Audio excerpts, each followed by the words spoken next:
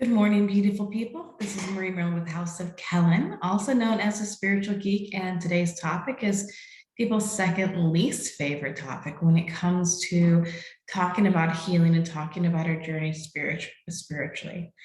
And that is the fear of being fully healed.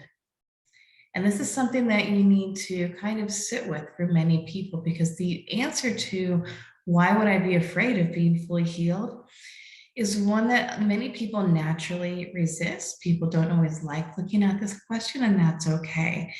That is why when we do our digging, when we're working on healing someone physically in theta healing, that's the second way that we look at the sickness, right? The first way that we look at sickness is always looking at when it started, what was going on in your life when it started, like what led up to it. Because the reason that we get sick, the reason we have these dis-ease in our bodies is because there's a belief that's not working for us. And maybe we get like a cold or something else that'll kind of slow us down and try to get us to pay attention to it. But if we keep ignoring the belief and just taking medicine and not changing our life or looking internally as our body is speaking to us, it'll get a little bit louder and a little bit more intense, right? Because the vibration's like, I really need you to shift this vibration, and you're not. So I'm going to get louder until you do. But the other thing that will happen, especially if you have an illness for a long period of time, is you get these secondary benefits from it. Right, these different things that are happening because of the sickness, right? You're forced to change your life in different ways, and your body gets really used to the new way that your life is because of the sickness. So there are some bodies that are afraid of letting go of it because it's brought such good changes to your life. The other reason people might be afraid of being fully healed is if you're still struggling with boundaries, right? Because being sick is a great way, an easy, understandable way to set up boundaries with other people. And boundaries can take a little bit of practice. Like I don't know a lot of people who've been able to go from 0 to perfect boundaries in 1 or 2 sessions. Usually it takes a little bit of practice. There's a lot of different reasons, right? Viana has tons of examples in her book of people, and I've seen a few in my own practice too, people using their sickness to keep them safe from different people, to finally feel like they have power inside of a relationship, to get back at someone who has cheated. There's a lot of different reasons, and they're all very, very personal. So that's why maybe when you're going to a healer and you may have looked at like everything that led up to it, and you get a little bit better, but not all the way better. It could just be because there's some sort of benefit that you're getting to it. An example from my own life is I used to have a gluten allergy. I used to get really, really sick, or I guess sensitivity is the best word. Very, very sick, to the point where like if I had some, I would get sick immediately, just from having some of my favorite pastas that a year ago, would be fine. And so I spent years doing the work to release myself from everything that led up to it. But in order to deal with it, I changed my diet in some really, really, really good ways. So it was hard for me to let go of that last part of it, because there was this fear in me that if I completely released myself from the sensitivity, that I would go back to eating like horrible food all the time.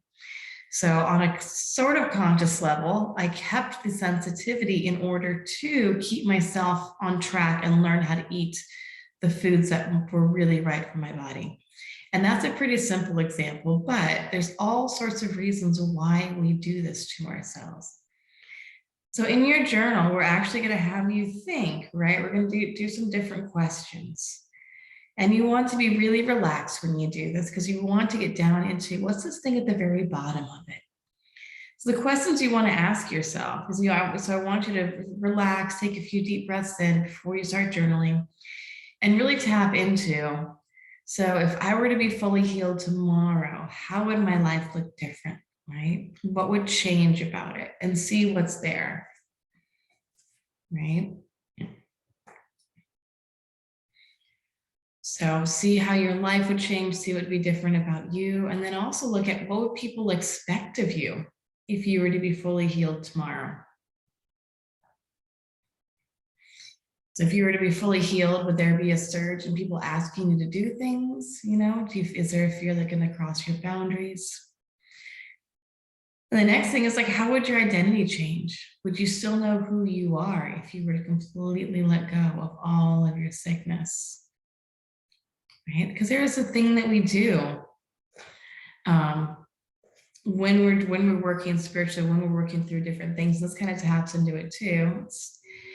Which is the closer we get to nirvana, the closer we get to finally completing all of our life's missions.